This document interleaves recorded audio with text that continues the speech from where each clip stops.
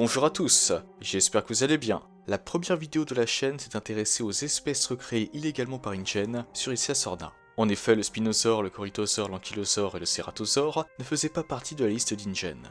Mais quels sont les animaux qui figurent sur cette fameuse liste? Eh bien, c'est ce que je vous propose de découvrir aujourd'hui.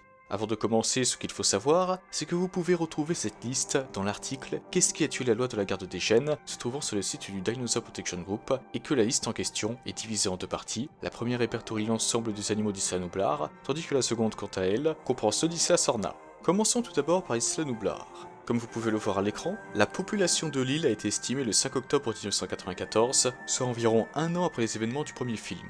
Cette date du 5 octobre 1994 correspond à ce qui est appelé le nettoyage de 1994, sur lequel plus d'informations nous sont données dans l'article « Enquête l'ancien parc ». En effet, un an après l'incident de 1993, InGen s'est rendu sur Isla Nublar pour dissimuler les faits qui entouraient ce qui s'est passé sur l'île. Cela leur a également permis de découvrir que de nombreux dinosaures avaient survécu, et ce, malgré la solution lysine qui était nécessaire à leur survie. Une anomalie génétique concernant les vélociraptors a aussi été découverte, mais j'en reparlerai plus tard. Passons maintenant à la liste.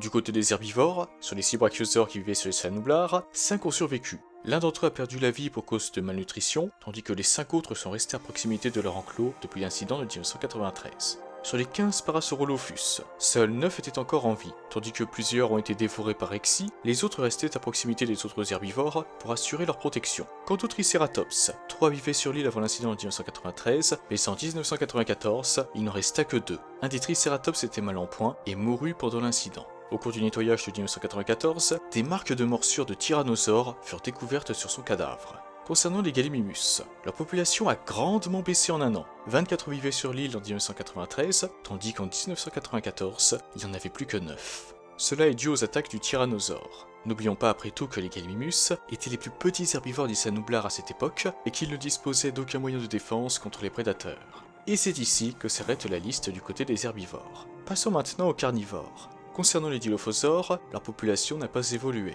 5 animaux de cette espèce vivaient sur Isla Nublar en 1993, et il en était de même en 1994. Quant au tyrannosaure, c'est la même chose. Étant le plus grand prédateur de l'île, Rexy se portait bien. Elle avait pour habitude de chasser des Gallimimus et des Parasaurolophus, et a même tenté de s'attaquer aux brachiosaures. La T-Rex se nourrissait aussi de carcasses, comme celle du Triceratops dont j'ai parlé plus tôt.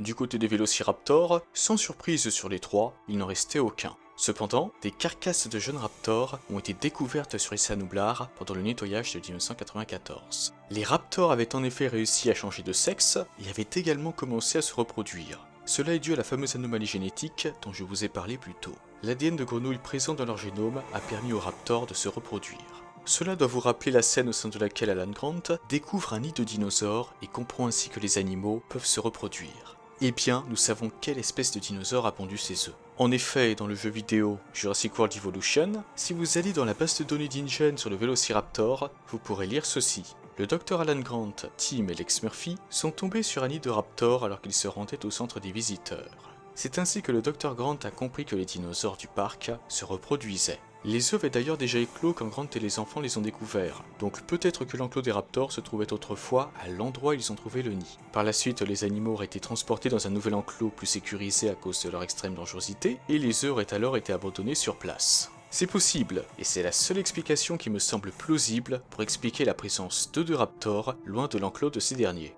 Nous en arrivons à la dernière espèce de dinosaure d'Isla Nublar référencée sur la liste, le Compsognathus. Il n'y avait aucun Compsognathus sur l'île avant l'incident de 1993, mais au cours du nettoyage de 1994, 28 ont été découverts. Selon InGen, ces animaux seraient parvenus à se cacher dans les cargos de la société. Cela leur aurait permis de se rendre d'Isla Sorna à Isla Nublar sans que qui que ce soit ne les remarque. À part cela, les Compsognathus ont également été vus en train de se nourrir de carcasses et d'excréments de dinosaures. Sachez également qu'une autre espèce carnivore vivait sur Isla Nublar avant l'incident de 1993, l'Hererazor. D'après une liste s'intéressant quant à elle aux dommages aux biens, 4 individus de cette espèce vivaient sur l'île avant l'incident et ont tous été retrouvés morts pendant le nettoyage de 1994. Nous avons fait le tour concernant les espèces de dinosaures vivant sur Isla Nublar.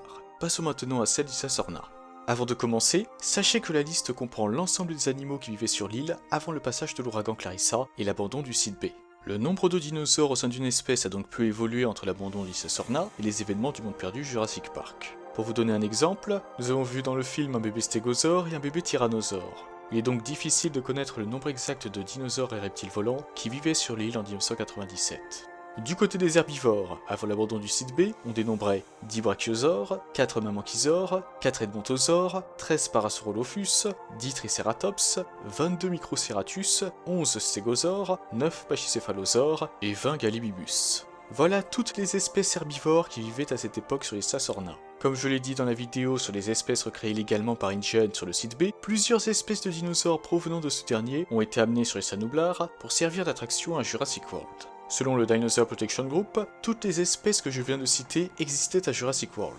Cependant, les edmontosaures et les mammanthisaures ont fini par disparaître. En revanche, les microceratus existaient toujours quant à eux sur le site A avant les événements de Fallen Kingdom. Passons maintenant aux carnivores. Avant l'abandon du site B, il y avait 6 tyrannosaures, dont font peut-être partie le mâle et la femelle que nous avons rencontrés dans le monde perdu Jurassic Park, 18 vélociraptors, 2 carnotaures, 5 baryonyx, 12 stylophosaures, 43 compsognathus et 10 pteranodons. Parmi toutes les espèces que je viens de citer, nous n'avons jamais vu de dilophosaures sur les Sassorna dans le monde perdu Jurassic Park et Jurassic Park 3. À part cela, il y a aussi une autre information très intéressante dans cette liste, la présence de 5 baryonyx et de 2 carnotaures sur l'île. Jurassic World aussi avait des carnotaures et des baryonyx. Étant donné que plusieurs espèces provenant des Sassorna ont été amenées sur les Sanoublars, on pourrait se dire qu'il en est peut-être de même pour les carnotaures et les baryonyx. Cependant, il est précisé sur le site du Dinosaur Protection Group que les baryonyx de Jurassic World sont nés en 2010, tandis que les carnotaures sont nés en 2009. Les carnotaures et les baryonyx des Sassorna ne sont donc pas les mêmes que ceux de Jurassic World, même si concernant les carnotaures du parc, il y en avait au moins 2. Le premier a été tué par Exy sur les Sanoublars, tandis que le second, possédant plusieurs cicatrices sur sa tête ainsi qu'une corne brisée, a été amené au manoir Lockwood. Il y a aussi Taureau de la série La couleur du Crétacé, mais après avoir regardé la première saison de cette série, je trouve que le carnotaure du manoir Lockwood ressemble à Taureau. En parlant de ça, le youtubeur Jeremy James Pritchik a fait une vidéo théorie à ce sujet et a remarqué la présence d'une cicatrice sur le côté droit du carnotaure du manoir Lockwood. Une cicatrice ressemblant beaucoup à celle de Taureau. Sa théorie dans la description de la vidéo, donc n'hésitez pas à aller la voir si vous êtes intéressé. Quoi qu'il en soit, le fait que 2 carnotaures vivaient sur les Sassorna est certainement un hommage au roman Le Monde perdu de Michael Crichton, au sein duquel 2 carnotaures capables de se camoufler font partie des dinosaures vivant sur le site B. Je pense que nous avons fait le tour. De votre côté, n'hésitez pas à me donner votre avis sur les informations fournies par la liste d'InGen du 7 décembre 1996. Sur ce, je vous souhaite une excellente journée ou une excellente soirée, prenez soin de vous, et n'oubliez pas, on peut se demander ce qu'InGen a fabriqué d'autre.